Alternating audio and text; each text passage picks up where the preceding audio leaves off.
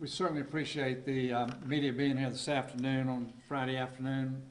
I have joining me several people from the medical profession. We're here to talk to you again and bring you updated information that we have regarding where we stand with COVID and what we're seeing across the community, and it's really going on across the United States, is an increase in the COVID cases. And that's the increase in the number of positive cases. And while that's concerning, the more concerning thing is that the increase can be attributed to lacks of vaccinations. It appears that that the overwhelming majority of those who are contracting the disease now, those who are being hospitalized, are those who have not been vaccinated. You will hear all of us following a common thread from a talking point standpoint, and that is to please get vaccinated. When we look around the country to see what the infection rate is in other states, those that have a higher vaccination rate, it seems to be faring better than we are. It hit very close to home in city government this week in that we lost one of our city employees to COVID. The message from her family is that please get vaccinated. And and I think that if you look across the city of Mobile, with the number of deaths that we've had, that the heartfelt response that you'll get from those who have lost loved ones is to do that. So I'm here today to start the conversation again, to make it more public. I'm being joined by a commissioner, and we'll be followed by Commissioner Ludgood, who will be followed by Dr. Cepeda, who will be followed by Dr. Admire, and we'll be willing to answer any questions you have. But I would also say this, that today we have sports heroes, we have rock stars, we have movie stars, coaches, encouraging people all across this country to get vaccinated. But if you've been vaccinated, don't underestimate your ability to reach out to someone and encourage them to do it. Those other people may mean nothing to do them, and you may be that person that convinced them that this is the right thing to do. So having said that, I'd now like to turn it over to Commissioner Ludgood for her remarks.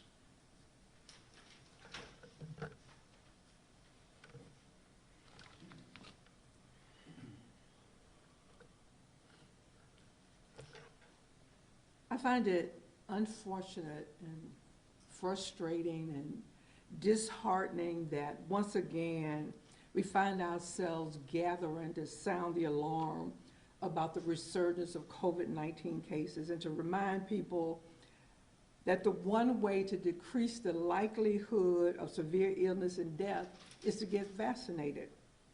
I'm Merceria Ludgood, President of the Mobile County Commission, but my remarks today are mine alone. I know my colleagues are deeply concerned about the rising number of infections. I know they wish our vaccination rates were higher, but I don't know what they think about how we ought to respond. And so what I'm going to suggest today is my own. I made the decision to continue to wear my mask in settings where I have to be around people whose vaccination status I don't know. I'm vaccinated, but I still don't want to get infected. Even if I were in perfect health, and I'm not, I still wouldn't want to get the disease. You know, months ago when we were having these meetings, we were anxiously awaiting the vaccine. We were fully convinced that it was going to be a game changer, that people were going to flock to vaccine sites and get the vaccination. And we thought this would be in our rearview mirror, and it happened for a minute. But now our vaccination numbers are dropping and our infection numbers are rising. And so today I'm urging people to just go back to your mask. And I'm telling you that because when I go into a place and I look around, I know that only 1 in 4 people has been vaccinated. Using the 25% number that is Mobile County, 1 in 4 people has been vaccinated. So you may be around, you may be the only one in your group of 4. But every time you do that, you're putting people at risk, the people you love. You take your own life into your own hands. I will tell you the vaccine works. please, please, if you have people who you love, who you care about, who haven't taken it, please be the one, like the mayor suggested, you be the one that's out there beating the drums for the vaccine. I have some folk that I'm around who are sick of hearing it. In fact, they're blocking me from text messages for me because I send articles every time I see one. But the stakes are so high, I can't let it go. And so today I'm just urging you, please get your vaccine. If you have been vaccinated, you need to still wear your mask because there are people around you, lots of people who haven't been vaccinated. It works. Please consider it.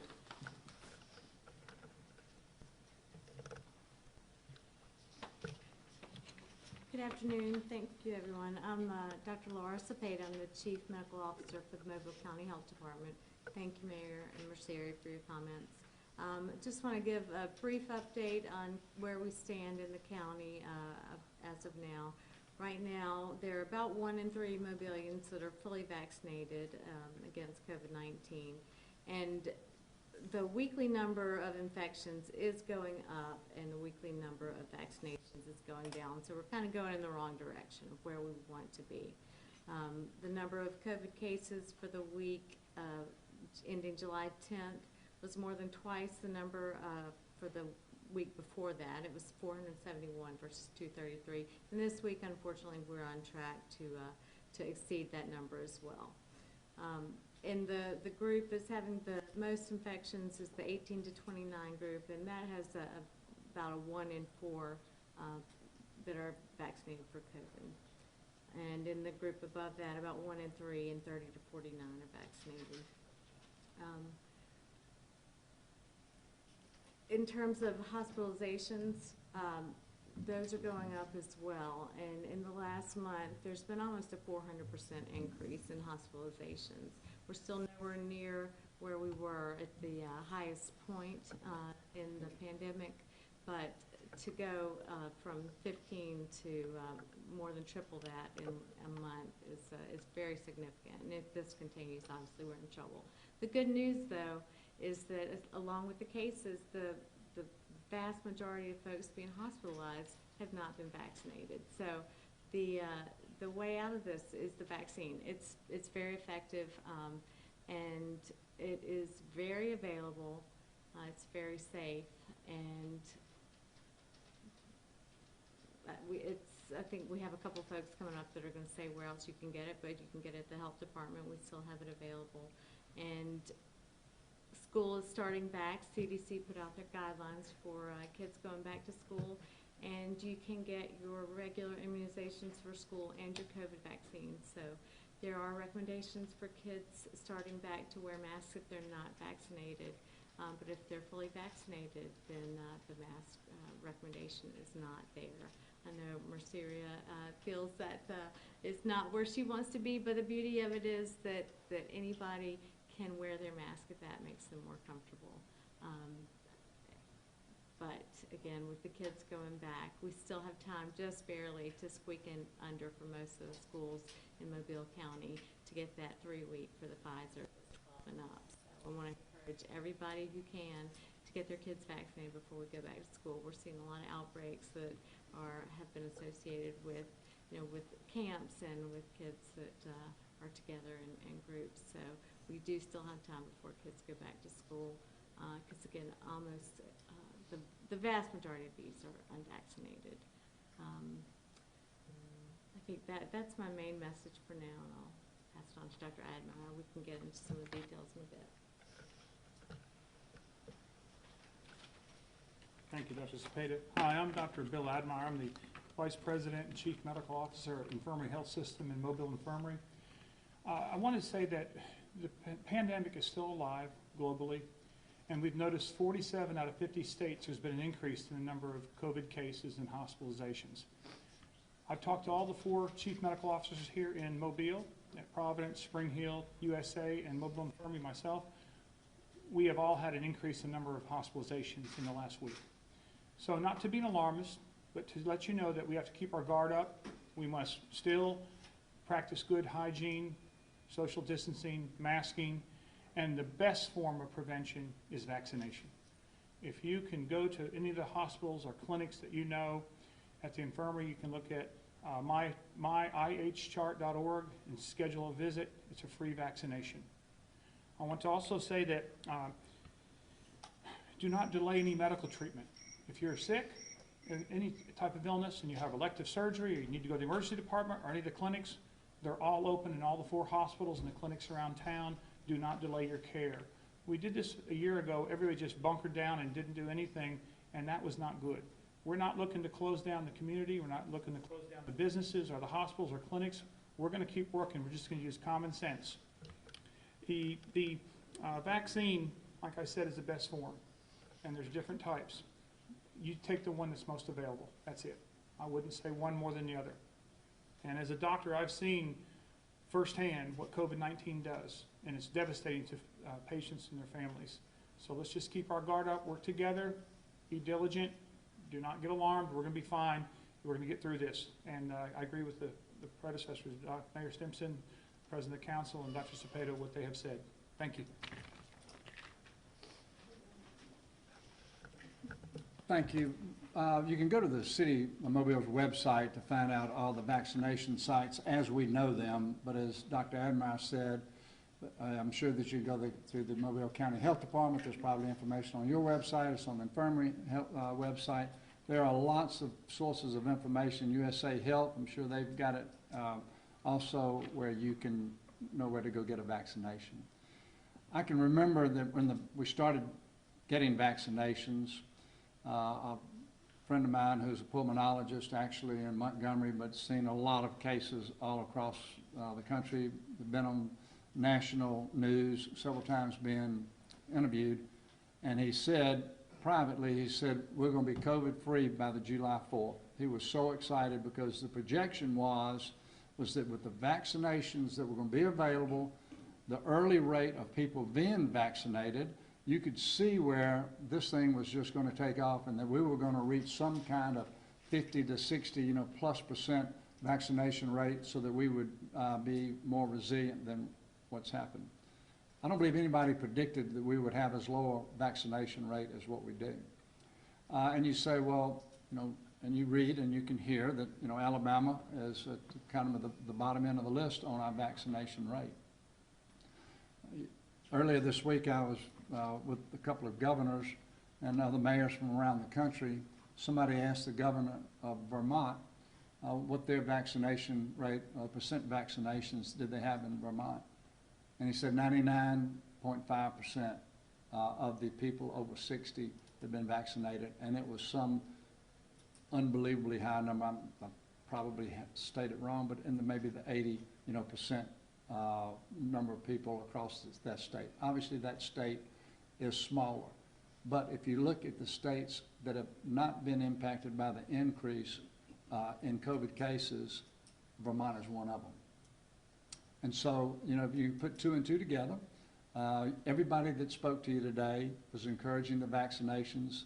They are available, and my hope is that you individually will take on the personal responsibility that you have, to do to help us get our community vaccinated. I'll be glad to field the questions if you have any, and I'll get help from the team here to help us answer whatever you may be on your mind. And also, we're being joined by Natalie Fox, who really said she's here to be able to talk about vaccination sites from a USA Health perspective, if anybody's has a question about that. Okay? Yes? Can you release the name of the employee that died? No, I prefer not to do that at this point in time. Can you say what type of job she did? Pardon? Can you say what type of job she did? No, I can't say anything about it right now. Yeah. Okay.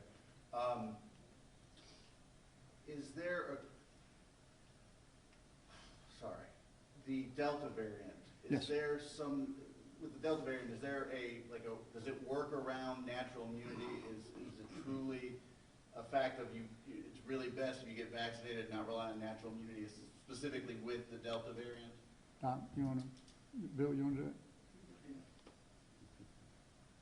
She'd rather you do it, Bill. There are multiple variants of COVID. Dr. Murphy, if you'd like to. The Delta variant is the one that you read about the most. There's also a Lambda variant, and it's out there. It's probably the one that's affecting Europe and Asia tremendously. Here that we've had at least 55% of Americans have had at least one shot of the vaccination, so it hasn't hit us quite as hard as it has in other countries, but it's here in our country for sure. Mr. Simpson said that, Mayor Simpson said that the states that have less amount of vaccination, such as Arkansas, Mississippi, Missouri, their rates are extremely high right now, exploding with the number of COVID cases, and they're usually the Delta variant. But I think natural herd immunity is one way of immunity, but the vaccination is something we can do right now quickly. And what is the number? What's the number percent you need? 70, 75, 80% or higher, and that's what the CDC is saying right this time. Are you seeing any breakthrough cases of anybody vaccinated individuals here in Mobile with severe cases that have been hospitalized? The question is, have we seen cases in the hospital with patients that have been vaccinated that have been admitted? Yes, but it's a low percentage compared to the unvaccinated, much lower.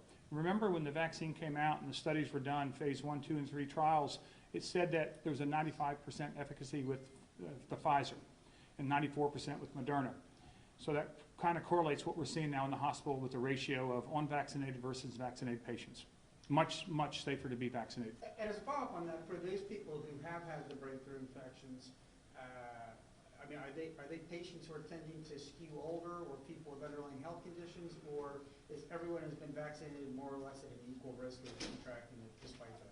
Currently, with the Delta variant, I think what we're seeing is it's spread across the age groups. Of course, higher in the elderly, but it's now also affecting the younger. Specifically for people who've been fully vaccinated and have contracted it nonetheless, is there anything, common threads in that group? Are they, in other words, if I've been vaccinated, do I have a more or less equal chance of anyone who's been vaccinated to contract it, or does it tend to skew people who are older or have underlying health conditions? If you're vaccinated, you're going to have a much better chance of avoiding contacting the disease and actually coming down with symptoms. And if you do come down with symptoms, they're less severe than if you were not vaccinated. Dr. Murphy. Hi, sorry. I'm Rendy Murphy, epidemiologist and Director of Disease Surveillance at the Mobile County Health Department. So what we're seeing across the state is an increasingly high number of Delta variant cases. It's outcompeting the Alpha variant or the UK variant now statewide and in Mobile as well.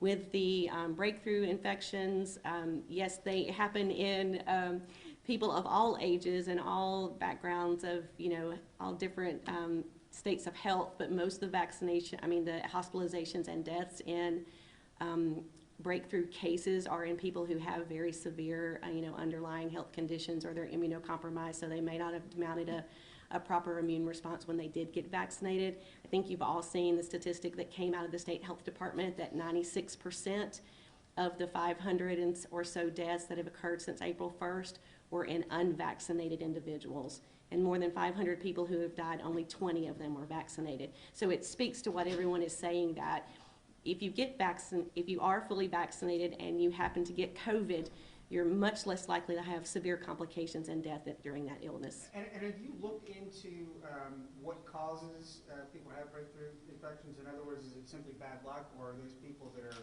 extremely active and in large groups of people and putting them in a lot of situations where they might contract it even though they have been vaccinated? Yeah, I think it's probably multifactorial. So we have Delta variant, which is more infectious.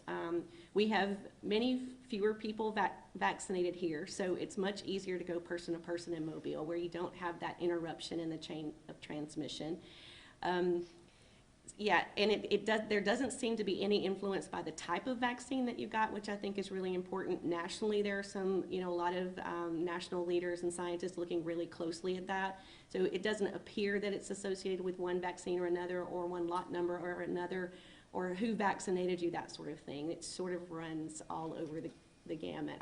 Every different combination of vaccine and age and underlying health conditions and those sorts of things is what we're seeing across the state and across the U.S.